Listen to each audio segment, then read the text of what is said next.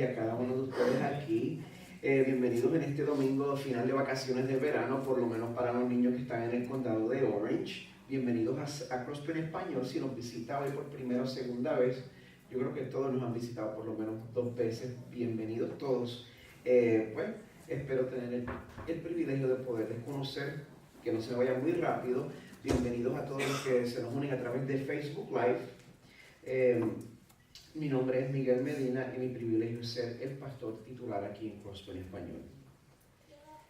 Bueno, hoy tenemos el privilegio de cerrar una serie de prédicas sobre el libro que yo, no soy yo quien lo llama así, todos sabemos que ese es el tratado por excelencia de la gracia. La carta de Pablo a los Gálatas es una serie que, como dijo Luque, me ha bendecido a mí. Y a mí me ha mostrado nuevas alturas del amor de Dios para su pueblo. Entonces, algunos de ustedes han sido bendecidos de esa manera al experimentar este libro. Gracias al Señor. Y eso, nosotros experimentamos esa bendición, no importa cuántas veces hayamos oído estas predicaciones del libro de Gálatas, porque nosotros nunca en nuestra vida vamos a llegar al fondo de las profundidades de la palabra del Señor. Nunca va a suceder. Y bueno, como espero que muchos recuerden, en el caso de esta carta, esta es una carta que sale de un apóstol Pablo que está extremadamente frustrado. Él, después de establecer iglesias en la región de Galacia, en Asia Menor, y haberlas instruido correctamente, eso toma trabajo, eso toma inversión. Llega un grupo de personas que ellos se vendían como la última autoridad porque ellos venían de Jerusalén. Y ellos llegan a diluir y a pervertir el mensaje que Pablo les había predicado. Durante los tiempos del nacimiento de la iglesia cristiana en el primer siglo, el cristianismo no empezó multiétnico. El cristianismo empezó como un movimiento de judíos que reconocieron a Jesús como el Mesías. Así fue como comenzó el cristianismo. Pero ese mensaje no tardó en esparcirse a otros países rapidito, porque la intención de Dios siempre fue esa, la intención de Dios siempre fue salvar un pueblo de toda nación, de toda lengua, de toda raza. Dios siempre, la intención de Dios siempre ha sido, y es lo que Él va a lograr, rescatar para sí un pueblo multiétnico y multinacional. Pues la primera controversia llega a la iglesia cuando se empieza a enseñar pues, que no hay que practicar las costumbres judías para ser salvo. Eso fue horriblemente controversial, pero tú no eres judío, no tienes que practicar el judaísmo, porque lo que hizo Jesús por nosotros en la cruz fue suficiente para cubrir a todo su pueblo escogido a lo largo de la tierra. El evangelio del Señor se amolda a nuestra cultura. No un evangelio que impone cultura, sino que la cultura es creación del Señor. Todo lo que es creativo viene del Señor. Por eso el evangelio se puede amoldar a la cultura sin perder su integridad.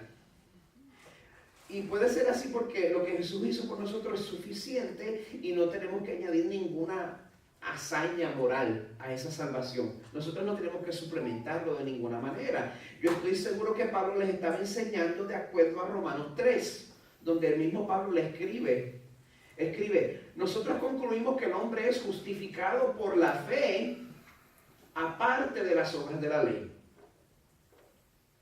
¿O es Dios el Dios de los judíos solamente? ¿No es también el Dios de los gentiles? Sí, también de los gentiles, gracias al Señor, ¿verdad? Porque en verdad Dios es uno, el cual justificará en virtud de la fe a los circuncisos y por medio de la fe a los incircuncisos.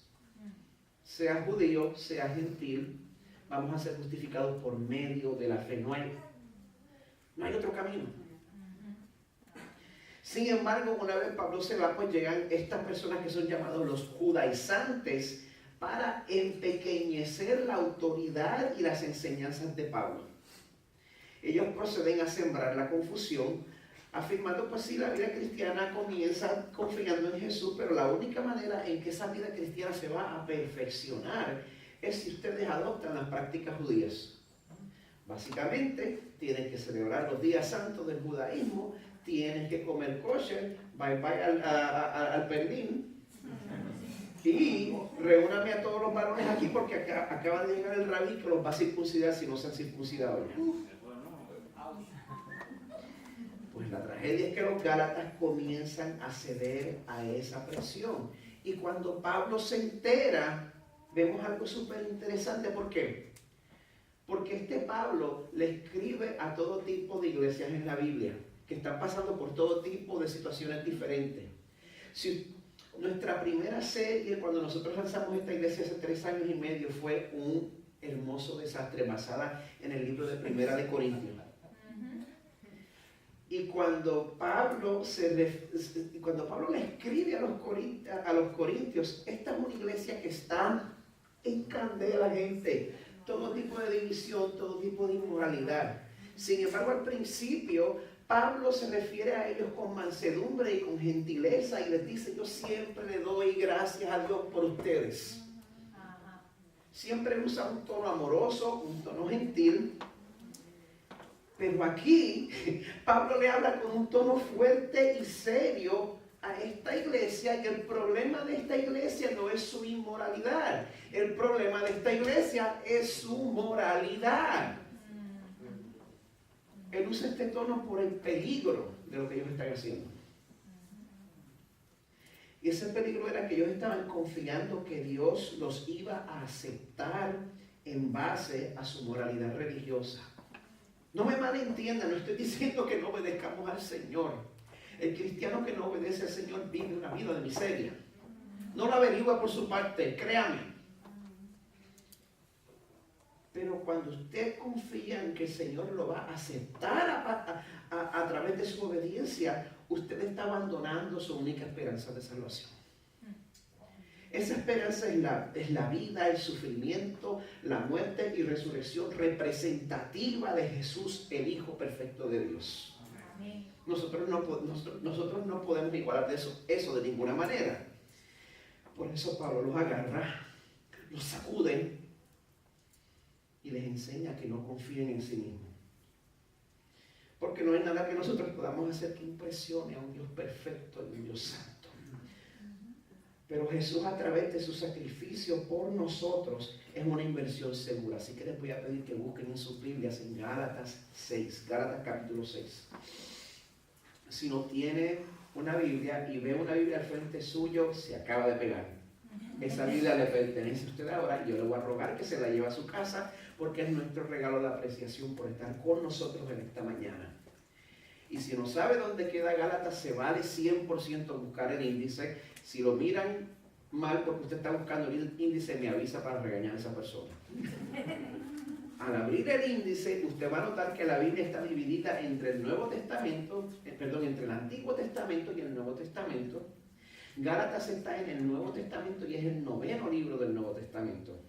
Hoy vamos a estar cubriendo el capítulo 6, que es el último capítulo del libro de Gálatas.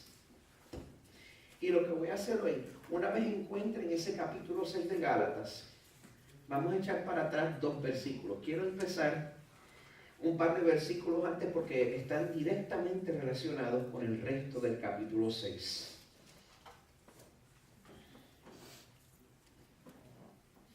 O sea que vamos a estar comenzando de verdad en Gálatas 5:25. Y de ahí vamos a pasar al resto del capítulo 6. Estamos a punto de leer la palabra del Señor. Así que vamos a prestar atención. Este es el momento único donde el Señor se va a estar dirigiendo a nosotros sin ningún error.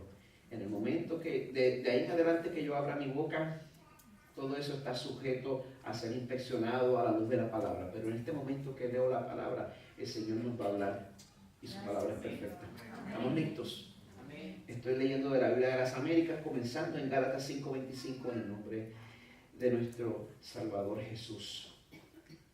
Si vivimos por el Espíritu, andemos también por el Espíritu. No nos hagamos vanagloriosos, provocándonos unos a otros, envidiándonos unos a otros. Hermanos, aun si alguno es sorprendido en alguna falta, vosotros que sois espirituales, restauradlo en un espíritu de mansedumbre, mirándote a ti mismo, no sea que tú también seas tentado. Llevad los unos las cargas de los otros y cumplid así la ley de Cristo. Porque si alguno se cree que es algo no siendo nada, se engaña a sí mismo. Pero que cada uno examine su propia obra y entonces tendrá motivo para gloriarse solamente con respecto a sí mismo y no con respecto a otro, porque cada uno llevará su propia carga. Y al que se le enseña la palabra, que comparta toda cosa buena con el que le enseña. No os dejéis engañar. De Dios nadie se burla. Pues todo lo que el hombre siembre, eso también segará. Porque el que siembra para su propia carne, de la carne segará corrupción. Pero el que siembra para el Espíritu, del Espíritu segará vida eterna. Y no nos cansemos de hacer el bien, pues a su tiempo, si no nos cansamos, segaremos. Así que entonces, hagamos bien a todos según tengamos oportunidad, y especialmente a los de la familia de la fe. Mirad con qué letras tan grandes os escribo de mi propia mano. Los que desean agradar en la carne tratan de obligaros a que os circuncidéis, simplemente para no ser perseguidos a causa de la cruz de Cristo. Porque ni aun los mismos que son circuncidados guardan la ley, mas ellos desean haceros circuncidar para gloriarse en vuestra carne. Pero jamás acontezca que yo me gloríe, sino en la cruz de nuestro Señor Jesucristo, por el cual el mundo ha sido crucificado para mí y yo para el mundo. Porque ni la circuncisión es nada, ni la incircuncisión, sino una nueva creación. Y a los que anden conforme a estas reglas, paz y misericordia sea entre ellos y sobre el Israel de Dios. De aquí en adelante, nadie me cause molestias, porque yo llevo en mi cuerpo las marcas de Jesús. Hermanos, la gracia de nuestro Señor Jesucristo sea con vuestro espíritu. Amén. Palabra de Dios. Padre, qué bendición tan grande es llegar al fin de esta carta. Una carta que nos deja saber cuán garantizadas están las riquezas que tenemos en tu Hijo Jesús. Gracias, Señor. Yo te ruego que tu Espíritu Santo prepare todos los corazones aquí para recibir tu instrucción. Y que me ayudes a mí, Señor, a predicar tu palabra con fidelidad.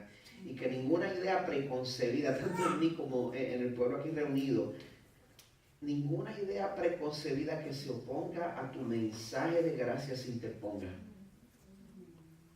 Te lo ruego en el nombre de Jesús, tu Hijo. Amén. Voy a comenzar hablándole de tres cosas. El dólar de los Estados Confederados de América. Número 2. Las acciones adquiridas el viernes 16 de octubre de 1987. Y número 3.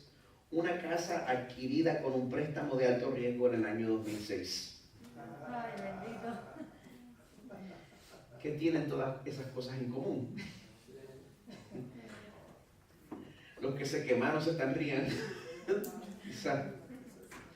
Lo que tienen todas esas cosas en común es el hecho de que todas esas cosas perdieron por lo menos gran parte de su valor, si no todo su valor, de la noche a la mañana.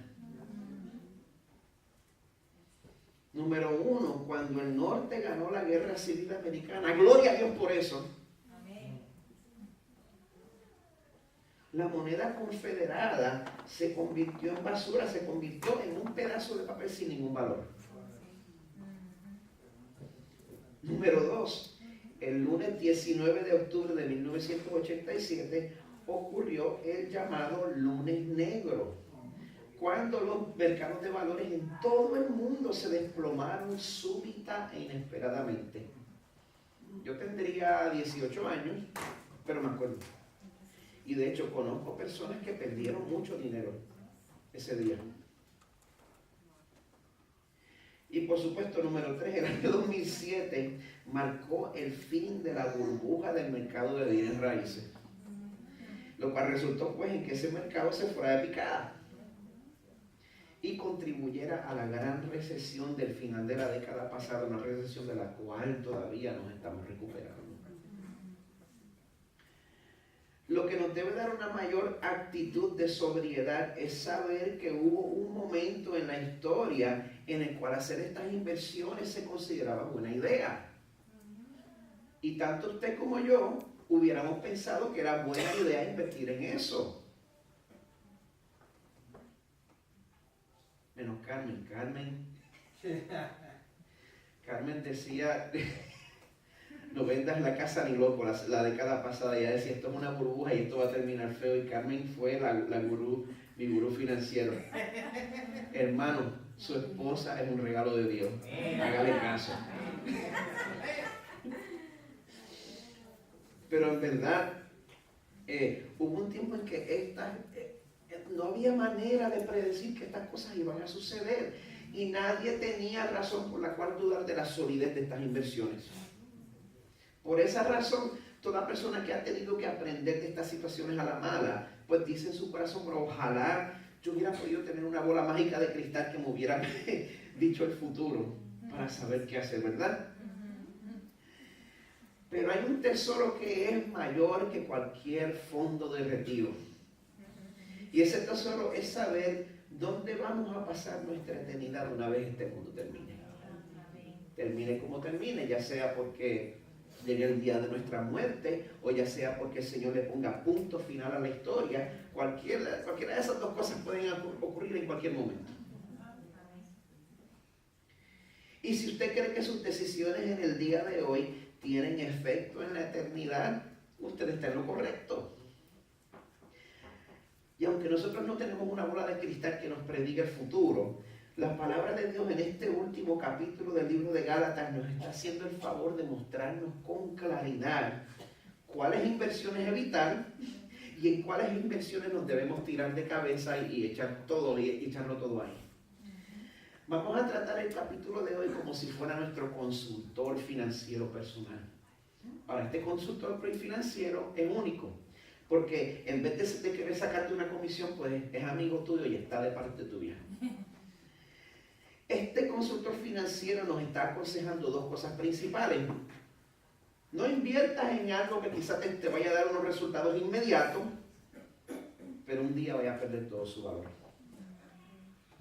Más bien, en vez de estar impresionado con lo inmediato y lo pasajero, pues vamos a hacerle caso a nuestro consultor financiero.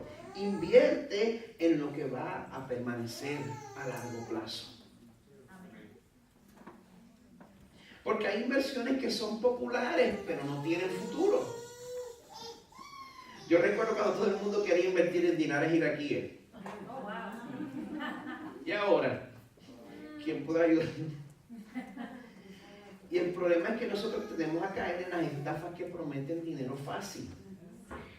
De igual manera, a la hora de restaurar nuestra relación con Dios, tanto los que están fuera de la iglesia como la mayoría de los que están dentro de la iglesia te van a aconsejar que en vez de seguir el consejo de Dios mismo que está en su palabra, clarito, y poner tu confianza para salvación en Jesús solamente, que pongas tu confianza en el fondo monetario de tus esfuerzos morales y religiosos. ¿Y sabe qué? Es atractivo unirse a ese grupo de personas que anuncian su propia santidad desde las azoteas. Y esas personas que anuncian su propia santidad desde las azoteas, pues pueden tener muchos aspectos diferentes. Pueden ser personas que pueden ser religiosas, pueden ser personas que son seculares, pero siempre son morales. La persona secular pues dirá, míreme, yo no necesito la religión para ayudar a las personas que están en necesidad. La persona religiosa puede decirlo de una manera diferente, mírenme, yo me he visto decentemente para ir a la iglesia porque la iglesia se merece mi mejor traje, que me lo compré de Marshall, pero o mírenme, yo apoyo al partido político de la moralidad. Nadie se puede enojar conmigo porque los dos partidos dicen que son el partido moral. No se pueden enojar. Muy bien. Oh, mírenme, yo rechazo el emocionalismo carismático y yo enseño las 5 solas de la Reforma en mi iglesia. Nada de lo que yo mencioné es malo, dicho sea de paso. Pero ni por un segundo esperes que Dios te acepte por esas razones. Porque cuando haces eso, cuando inviertes en esa cuenta, vas a obtener resultados inmediatos. Todos van a ver que eres una persona buena, recta, moral. Y cuando formas parte de esa coalición, no vas a estar corto de amigos. Pero si tú estás contando con que el favor de Dios va a venir a través de tus prácticas religiosas, tú estás invirtiendo en algo que va a perder todo su valor en el día final. ¿Cómo nosotros podemos saber en qué cuenta estamos invirtiendo? ¿En qué fondo estamos invirtiendo? ¿Cómo lo podemos saber? Bueno, el capítulo 6 de Gálatas nos deja saber que hay 3 cosas que te dejan saber si estás invirtiendo sabiamente o no. Tu disposición, tu enfoque y tu objetivo. Esas son las 3 cosas que te dejan saber en qué estás invirtiendo. Así que vamos a comenzar por el número 1. ¿Cuál es tu disposición? ¿Aliviar o agobiar? Como nosotros siempre nos tiramos la toalla, pues vamos a mirarnos en el espejo que no miente, la palabra del Señor. Si usted recuerda, hace un par de semanas explicamos que el libro de Gálatas habla sobre el concepto de vivir según la carne y según el espíritu. Es necesario que los que nos hemos criado en la iglesia, por lo menos, entendemos que según la Biblia, el concepto de vivir según la carne, tenemos que saber que ese concepto se define más ampliamente de lo que nosotros creemos. Nosotros siempre, cuando oímos de vivir según la carne, lo primero que pensamos es en personas que viven en inmoralidad. Pero vivir según la carne en verdad se refiere en el libro de Gálatas específicamente a no confiar en lo que Dios ha prometido y meter la cuchara. Esto pasa pues porque es difícil confiar en un Dios que no hemos visto, un Dios que nos dice que nuestra salvación no empezó con nosotros, un Dios que nos dice que nuestra salvación es algo que Él hizo por nosotros, a nosotros, antes que nos diéramos cuenta que lo necesitábamos. Y en rebeldía nosotros rechazamos la seguridad de salvación que Dios asegura que tenemos, a menos que esa seguridad esté asociada con inmoralidad. El problema de poner nuestra seguridad en nuestra carne es que cuando nos va bien y cuando sentimos que estamos obedeciendo todas las reglas, es que el producto de eso es un sentido de superioridad y de falta de misericordia. Eso es lo que sucede. Una falta de misericordia hacia las personas que vemos como si estuvieran debajo de nosotros. Por eso Gálatas 5, 25 al 26 comienza con esta exhortación: si vivimos por el Espíritu, andemos también por el Espíritu. Si usted está sometido al Espíritu de Dios, usted se va a someter. Usted va a andar de acuerdo al Espíritu de Dios. No nos hagamos vanagloriosos, esa es una palabra que casi no se usa ahora, provocándonos unos a otros, envidiándonos unos a otros. Cuando nosotros andamos en la carne, cuando nosotros confiamos en nuestra habilidad de ganarnos el favor de Dios, de acuerdo a Gálatas, eso es andar en la carne, confiar en nuestra habilidad de ganarnos el favor de Dios. Vamos a permitir que la Biblia redefina, no, que la Biblia defina correctamente. Porque nosotros usamos frases y dejamos que se aparten del significado original de la Biblia. El andar en la carne es confiar en nuestra habilidad de ganarnos el favor de Dios. Y eso resulta en vanagloria. ¿Quién ha oído esa palabra? Vanagloria. Básicamente significa altanería. Y cuando nosotros nos volvemos vanagloriosos, pues el resultado es de doble filo. De acuerdo al verso 26, nosotros envidiamos y provocamos. Eso es lo que sucede cuando andamos según la carne. Envidiamos y provocamos. Nosotros envidiamos, bueno, porque resentimos a la gente que le va mejor que nosotros. Resentimos al que se ve más espiritual que nosotros. Pero también provocamos cuando nos sentimos superiores a la gente que nosotros creemos que están por debajo de nosotros.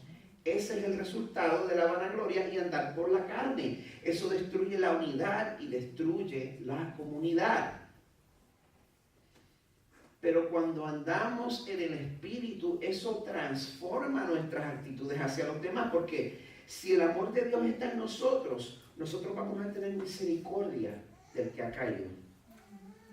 En su comentario, el mensaje de Gálatas, John Stott escribe, le estoy dando un brequecito a Tim Keller porque sé que lo tengo, le di un domingo libre. La primera y mayor evidencia de que estamos andando por el Espíritu o siendo llenos del Espíritu no es una experiencia mística y privada, sino nuestras relaciones prácticas de amor para con otras personas. Ya que el primer fruto del Espíritu es amor, esto es lógico. Si tienes el Espíritu Santo, amas y tienes misericordia del caído. Andar en el Espíritu también transforma pues nuestras actitudes dentro de la comunidad. Por eso, en vez de estar en competencia o en vez de estar pendiente al supuesto nivel social o espiritual de mi hermano, nos damos cuenta de que todos somos necesitados porque todos hemos pecado. Por lo tanto, velamos el uno por el otro. Gálatas 6 comienza a describir esa actitud en el verso 1. Hermanos, aun si alguno es sorprendido en alguna falta. Si leemos esto detenidamente, nos damos cuenta de que la palabra de Dios me manda a ser más liberal con mi misericordia de lo que yo lo quiero ser. Eso me retó a mí. Yo siempre quiero evaluar si la persona se merece mi misericordia. Porque yo quiero tener misericordia de la persona que viene arrepentida. Pero aquí nos dice que tenemos que tener misericordia de la persona que va a restaurar a la persona que agarraron en medio de una falta. Eso a mí me asusta porque yo sé cómo yo soy. Porque yo sé que yo tengo misericordia con el que viene arrepentido, pero con el que agarraron y parece que lo que lamenta es que lo hayan agarrado, pues yo no soy tan misericordioso. Pero lo que la palabra me dice es completamente diferente.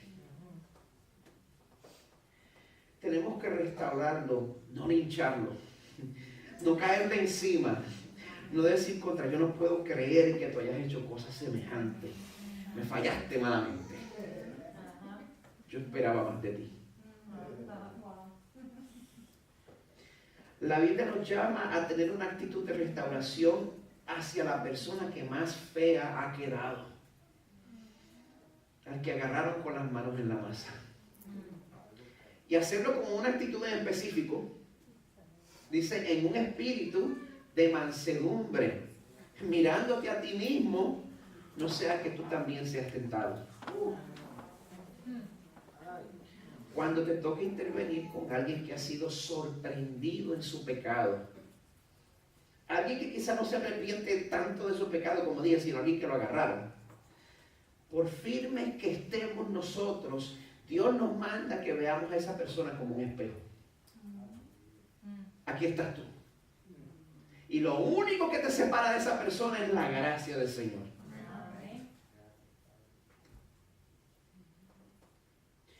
Porque hay que evitar la superioridad espiritual cuando nosotros intervenimos, porque nosotros nunca estamos fuera de peligro. Te pregunto, ¿hay algún pecado que tú estás seguro en tu corazón que tú nunca lo cometerías? Eso yo nunca lo haría. Yo te puedo mirar a los ojos, yo te puedo decir que yo nunca voy a hacer A, B o C. Y ese pecado es mi peligro más grande. Exclusivamente la gracia del Señor es la que nos preserva, sin culpa. Ahora, esta actitud de humildad es difícil de adoptar porque nosotros cuando somos, para usar la palabra de tu tía, juzgativos. Cuando somos juzgativos, eso nos da una distancia que nos protege. Pero la actitud de humildad, en vez de distanciarnos, hace que los problemas de otros en el cuerpo también sean mis problemas. Pero esto es exactamente lo que Dios nos pide. Verso 2, llevad los unos las cargas de los otros y cumplir así la ley de Cristo. Si yo tengo que llevar el teclado de Bayona, ¿cuánto? 40 libras. Y yo le 48, y yo le pido a Luque que me ayude, pues cada uno estamos llevando 24.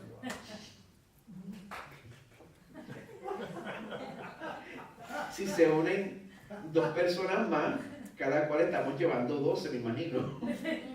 Si no hay uno que se está haciendo, pero mientras más personas llevan la carga, más pequeño el peso.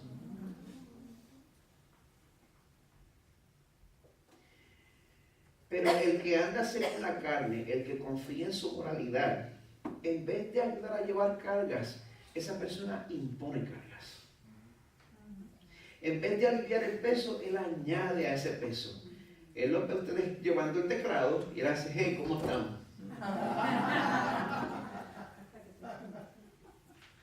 Pero si tanto nos importa la ley de Dios, Cristo nos recuerda que esa ley es sencilla. Amar a Dios con todo tu corazón, con toda tu alma, con todas tus fuerzas y amar a tu prójimo como a ti mismo. Pero muy convenientemente nosotros seguimos nuestro camino como si eso no nos aplicara, porque cuando no andamos según el Espíritu y vemos una persona en pecado, pues es doloroso uno considerar que nosotros tenemos ese mismo potencial. Es doloroso considerar que sin la gracia del Señor, reprimiendo nuestro pecado, nosotros podríamos estar en la misma página que esa persona. Se siente mejor pensar que nosotros somos superiores, pero el verso 3 nos advierte, nos dice, si alguno se cree que es algo, no siendo nada, se engaña a sí mismo. Esto es duro de tragar, pero es la verdad, y la Biblia lo dice. Yo no rechazo la psicología, de hecho mis estudios subgraduados son de psicología, pero esa psicología popular y barata que la televisión repite como el papagayo, nos anima a vivir en un mundo de fantasía,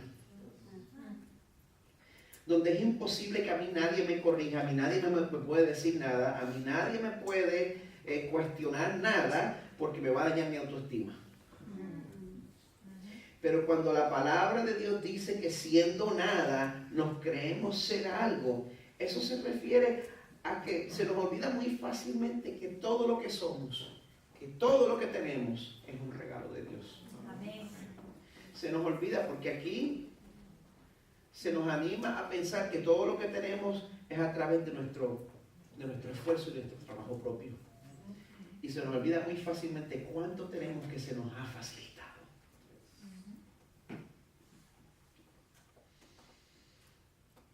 Por eso, antes de querer sentirnos superior a nadie, es importante que nos hagamos la pregunta, ¿por dónde empezamos?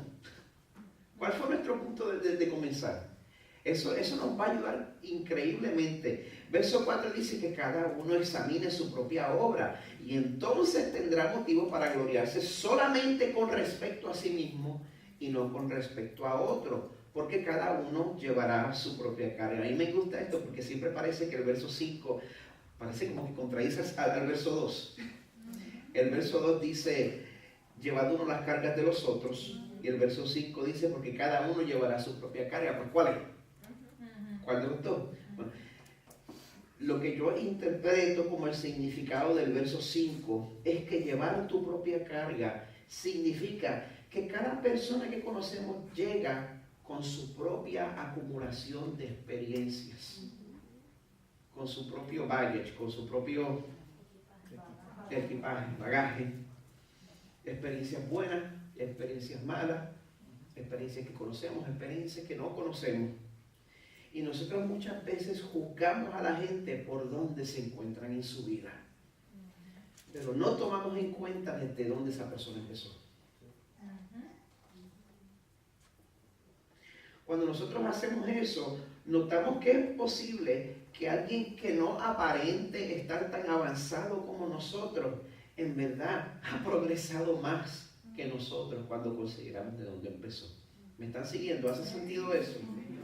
Porque, por ejemplo, vamos a decir que todos empezamos aquí. Yo creo que la mayoría de los que estamos aquí, más o menos, el Señor ha sido increíblemente generoso con nosotros. No más poner yo como ejemplo. Siendo puertorriqueño, criándome donde me crié, pues yo estaré como por aquí, como por 3 escalones arriba, no porque ser puertorriqueño sea superior, sino por la ventaja de tener la ciudadanía americana. Estoy siendo estrictamente práctico. Y entonces estamos viendo una persona que no tenga ninguna ventaja social y esté quizá un escalón. En mi vida yo subo 2 escalones y esta persona sube 3. Estamos así y yo miro a esa persona como si estuviera por debajo de mí. Pero ¿quién avanzó más? ¿Quién se ha esforzado más? Cada cual trae su propia carga. Tú no puedes juzgar a la otra persona cuando no conoces su carga. Cuando no conoces desde dónde esa persona ha tenido que empezar. Y de todos modos, el que anda en el Espíritu, en vez de estarse comparando con otros para sentirse superior, es una persona considerada. Es alguien que vive para bendecir a otros. Y entre esas personas que viven para bendecir está al que le instruye en la palabra de Dios, verso 6. Al que se le enseña la palabra, que comparta toda cosa buena con el que le enseña. Voy a darle un minutito para que mediten.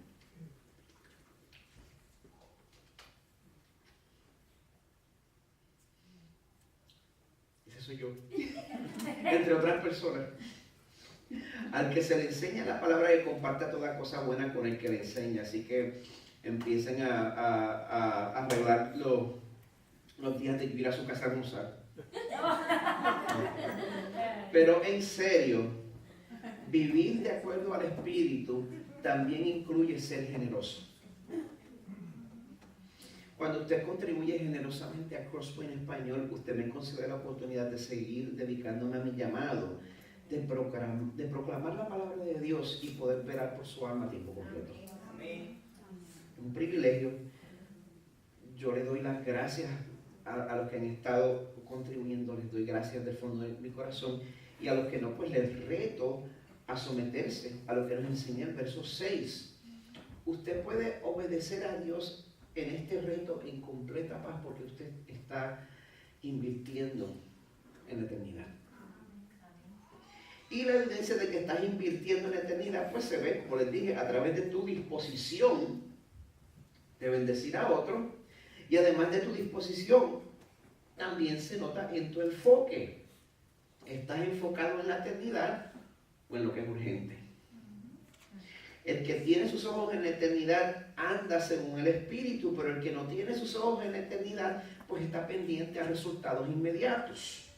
Cuando se vive según el Espíritu, Dios te recompensa.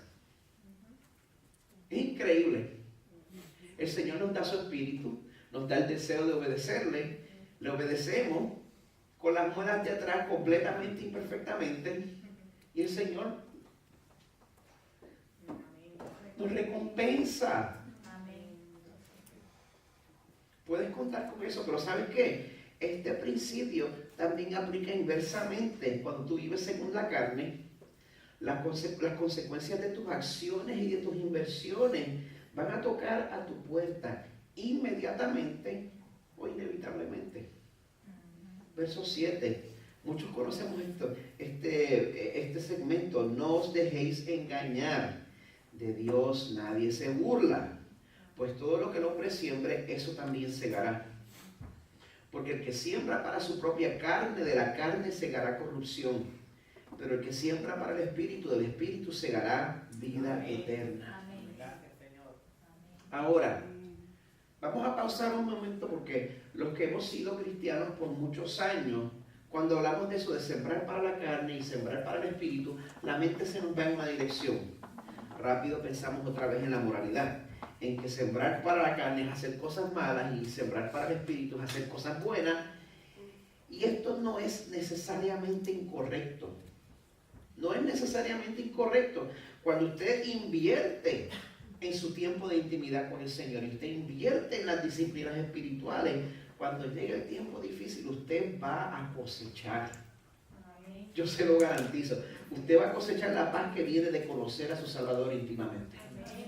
Y también cuando usted invierte en complacer sus deseos pecaminosos, usted se va a dar cuenta que poco a poco el camino a un gran fracaso moral está pavimentado con 1000 concesiones pequeñas. Así que definitivamente aplica en ese sentido. Pero tampoco olvidemos que de acuerdo al contexto de este libro de Gálatas, cuando se habla de poner nuestra confianza en la carne, se refiere a no creer que lo que hizo Jesús para salvarnos es suficiente. A no confiar en Jesús, sino confiar en nuestra carne para salvarnos. Y para estar seguro de esa salvación, pues entonces hay que añadir nuestra obediencia. Eso también es sembrar para la carne. ¿Me sigue? Eso también es sembrar para la carne, y eso es a lo que Pablo se refiere en este libro en específico. Y de la misma manera que uno llega a un pecado catastrófico poquito a poquito. Si nosotros insistimos en poner nuestra confianza en nuestra moralidad, en vez de confiar en Jesús, y eso se convierte en un patrón en nuestras vidas, es como si hubieras invertido en el dólar de la Confederación Americana. Te vas a quedar en cero. Te pregunto, ¿en qué cuenta estás depositando? Si estás en Cristo y cuando tú obedeces al Señor, tú lo haces sabiendo que Cristo ya compró tu salvación con su sangre. Dios promete que tu cuenta va a madurar un día y que vas a cobrar. Verso 9. No nos cansemos de hacer el bien, pues a su tiempo, si no nos cansamos, segaremos. Por eso Pablo nos exhorta, así que entonces hagamos bien a todos según tengamos oportunidad, y especialmente a los de la familia de la fe. O sea, este llamado es para la iglesia, para toda la iglesia, y cuando surge una necesidad entre nosotros, pues tenemos que esperar que el gobierno la supla. Amén. No. ¿A quién le toca suplir esa necesidad? A mí. A todos. Usted diga también a mí. Le pregunto, ¿ha pensado usted que una vez el pastor se puede encargar? Está bien. Si usted piensa que el pastor se puede encargar es porque usted cree que mi trabajo no es de tiempo completo como es.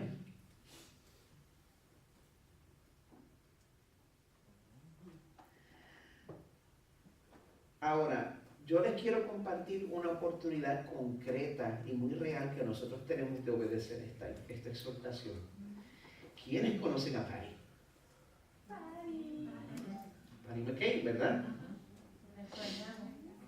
La extrañamos mucho. Ella tiene que levantar su apoyo anualmente porque ella es misionera con la organización Cru. Ella trabaja con ellos, pero es por eso que ella no está con nosotros ahora mismo. Ella está visitando a las congregaciones que la apoyan. Y cuando ella está con nosotros, ¿sabe a qué iglesia ella está ayudando? A nosotros. Quizás ustedes no lo saben, pero ella respalda el ministerio de las damas. Y ella yo la he visto envolverse activamente en aconsejar a otras damas bíblicamente, sin que se lo pidan. Y exacto, y a las jóvenes también, gracias por recordarme eso. Y también a mí me ha estado dando un apoyo táctico que no tiene precio.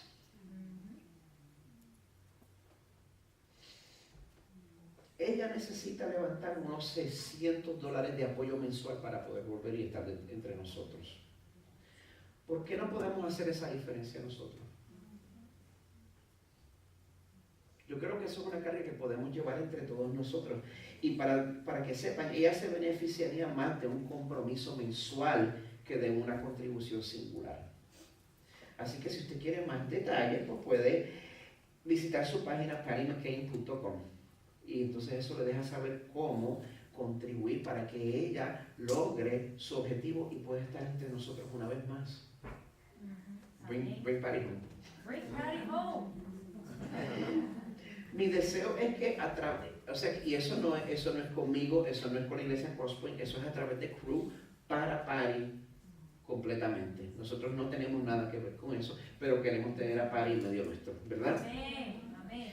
Mi deseo es que a través de nuestra generosidad nosotros demostremos que estamos enfocados en la eternidad.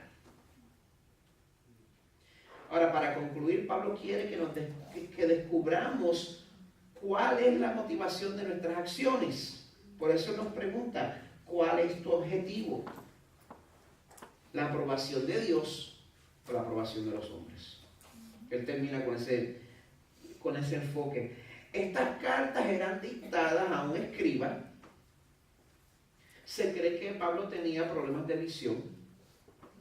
Y entonces al final pues Pablo la firmaba. Pero en este caso Pablo toma la pluma del escriba y él mismo escribe el último párrafo aparentemente. Y él dice, mirad con qué letras tan grandes os escribo de mi propia mano. Puede haber sido por problemas de la vista o también puede haber sido porque esa era su versión de escribir en bold, para dejarnos saber que lo que está a punto de decirnos es críticamente importante. Mirad con qué letras tan grandes os escribo de mi propia mano. Y por medio de ese énfasis que él hace a través de las cartas que escribe, a través de las letras que escribe, él nos comunica lo que él considera más importante de la carta. Y ese mensaje que sale de su corazón es el siguiente, verso 12. Los que desean agradar en la carne. Esto es una acusación seria. Los que desean agradar en la carne tratan de obligaros a que os circuncidéis. Simplemente para no ser perseguidos a causa de la cruz de Cristo. O sea, que no es que son más santos que el Papa, es que no quieren ser perseguidos. Lo que hay detrás del legalismo, lo que hay detrás de querer imponerle cargas a las otras personas, no es celo por la ley, sino temor al hombre. Amén. Sino deseo por aprobación del hombre.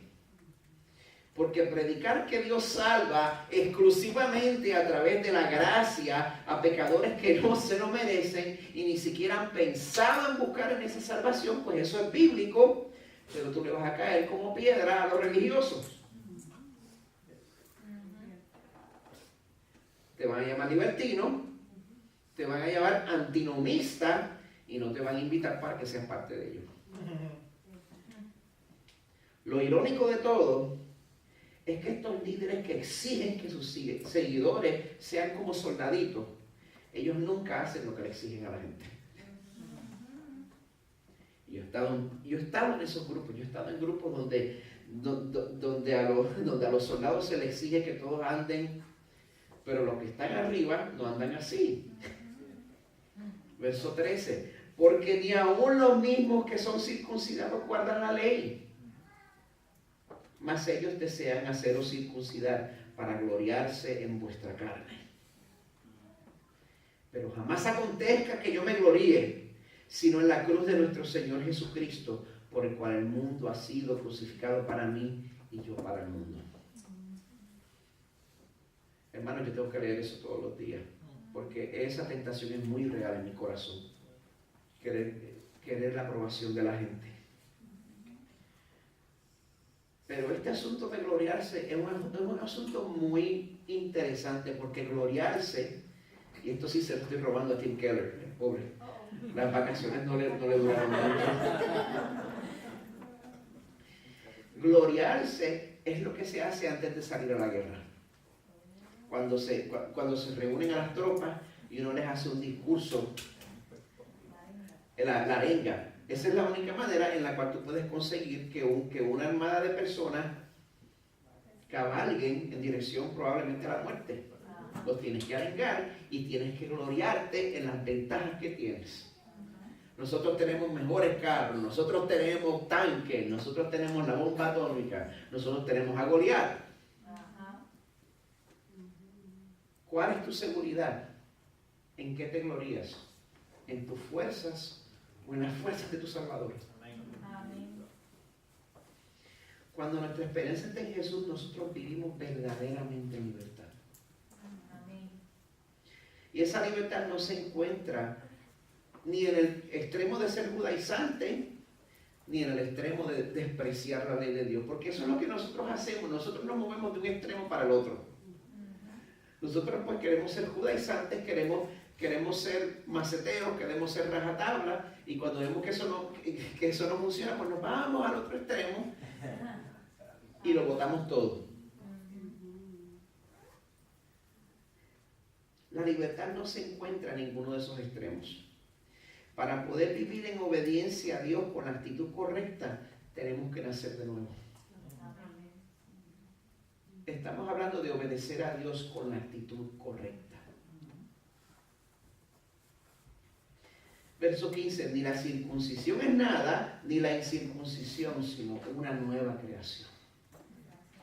Y a los que anden conforme a esta regla, paz y misericordia sea sobre ellos y sobre el Israel de Dios. O sea, los que viven por gracia, los que andan según el Espíritu, esos son verdaderamente el pueblo de Dios. No está asociado con tu etnicidad, no está asociado con la tribu que tú sigues, no está asociado con el predicador que tú sigues. Es andar según el Espíritu, viviendo por la gracia, confiando en Cristo tu Salvador. Y el que ha sido transformado en esa manera, ese es el que Dios fortalece para que sufra por él. A mí me encanta ese verso 17. De aquí en adelante, nadie me cause molestias porque yo llevo en mi cuerpo las marcas de Jesús.